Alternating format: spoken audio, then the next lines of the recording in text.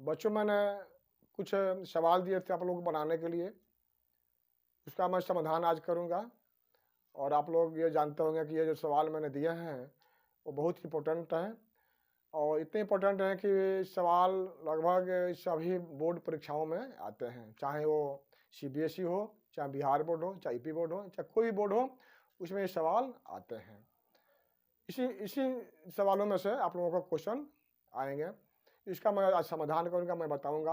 आप लोग इसको बनाए भी होंगे, तो कुछ आपके जो सवाल हैं सही भी होंगे, उसके आंसर सही भी होंगे और सही नहीं होंगे तो आप लोग इसको सुधार कर लीजिएगा। एक बात मैं और बताना चाहूँगा कि अगर कोई आप लोग आपका मित्र इसमें जुड़ना चाहता हो, इस ग्रुप में जुड़ना चाहता हो, तो स्क्रीन के नीचे जो हम नंबर दे रहे हैं, उस नंबर पर वो मैसेज कर सकता है और इससे जुड़ सकता है और आपने कोई समस्या हो तो आप कमेंट कर सकते हैं। तो मैं चलता हूँ, ज़्यादा समय न लेते हुए मैं आप लोगों को बता रहा हूँ इसका आंसर। तो मैंने आप लोगों को जो क्वेश्चन्स दिए हैं, उसका पहला क्वेश्चन है, स कौन सा वर्ण है? तालव्य स कौन सा वर्ण है? उसका आंसर होगा आपको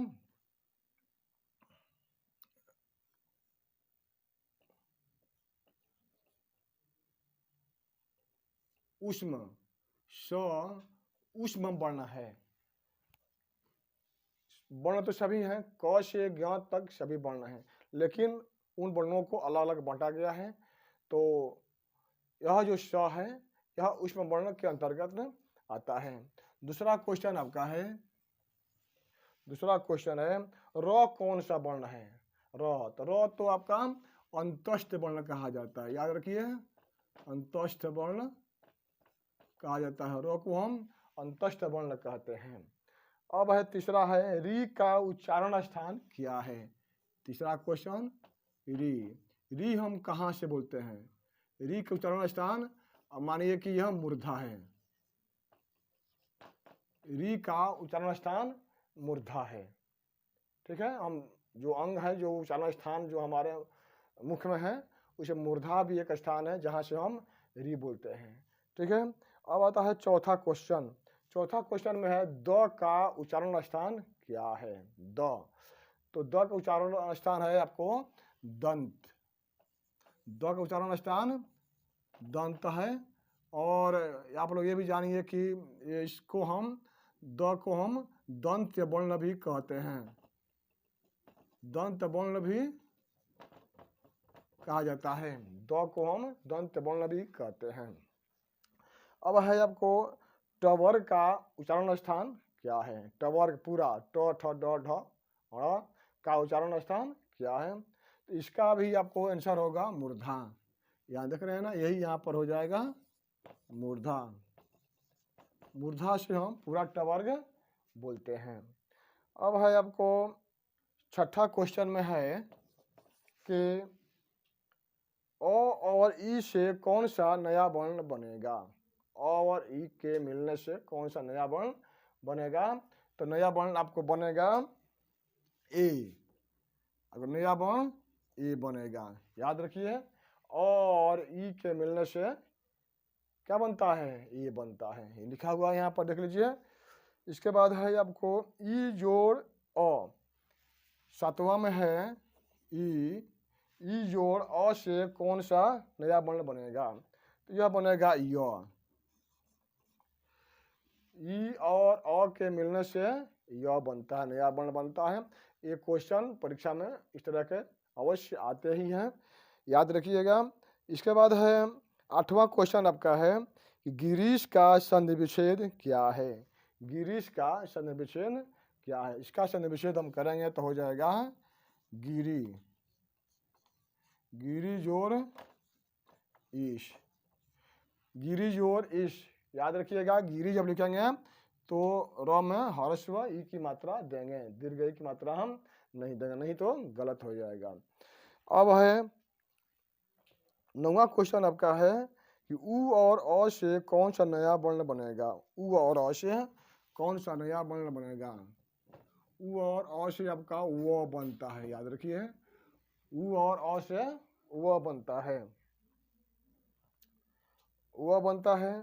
अब आइए नीचे के 10वां क्वेश्चन, 10वां में आपका स्वागतम का संधि विच्छेद करें।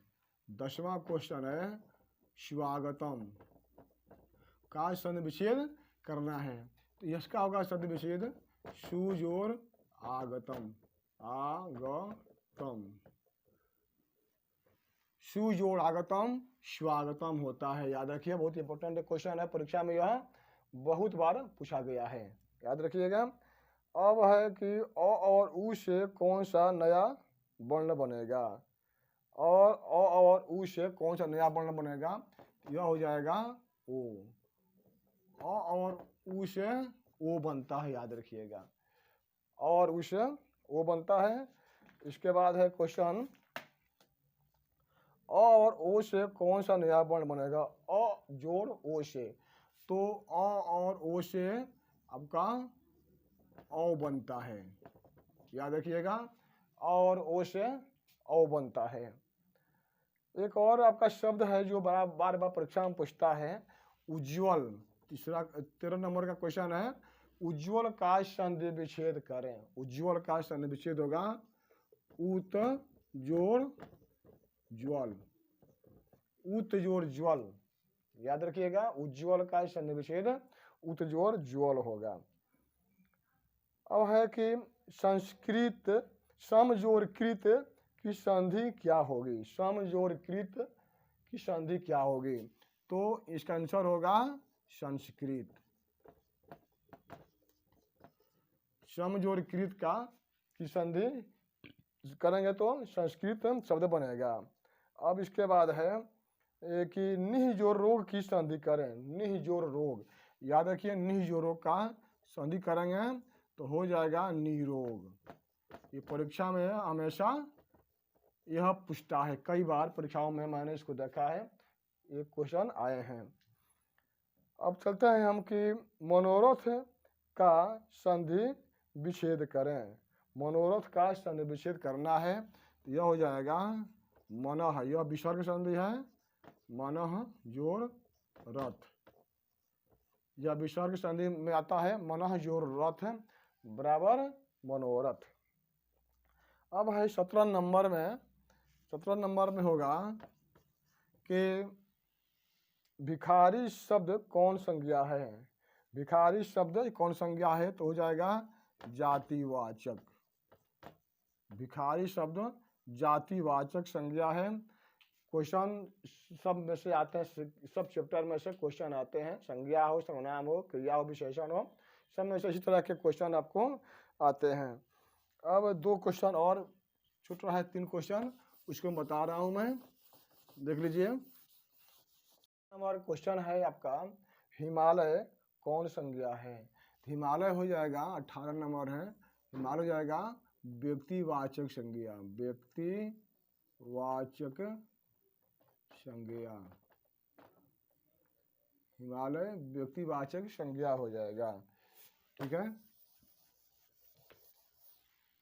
अब है आपका कि तुम शब्द कौन सा सर्वनाम है। तुम शब्द, तुम जो है ना, कौन सा सर्वनाम है, तो यह बता रहे आंसर आपका हम, पुरुषवाचक सर्वनाम, पुरुषवाचक सर्वनाम है आपका तुम। अब है आपको हम लोग कौन सा सर्वनाम है। हम लोग भी आपको पुरुषवाचक सर्वनाम के अंतर्गत आता है, पुरुषवाचक यह सर्वनाम है, और यहाँ पर भी वाचक सर्वनाम है। आपका यहाँ तक जो मैंने सवाल दिए थे उसके मैंने उत्तर बता दिए हैं, और इसी में से आपके क्वेश्चन बहुत ज़्यादा आ सकते हैं, और इस तरह के क्वेश्चन आप लोग और भी लिखाएंगे, जिसमें से क्वेश्चन आपको यह बोर्ड परीक्षा में आएंगे और आप उसको सॉल्व कर सकते हैं। यह बार बार आप अभ्यास करेंगे तो बहुत कुछ आप लोग इसी से प्राप्त कर सकते हैं।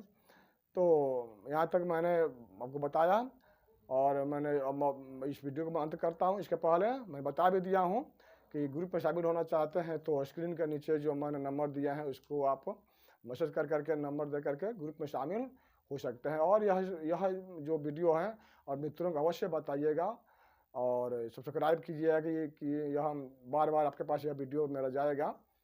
जिससे आप अधिक से अधिक लाभान्वित हो सकें। धन्यवाद।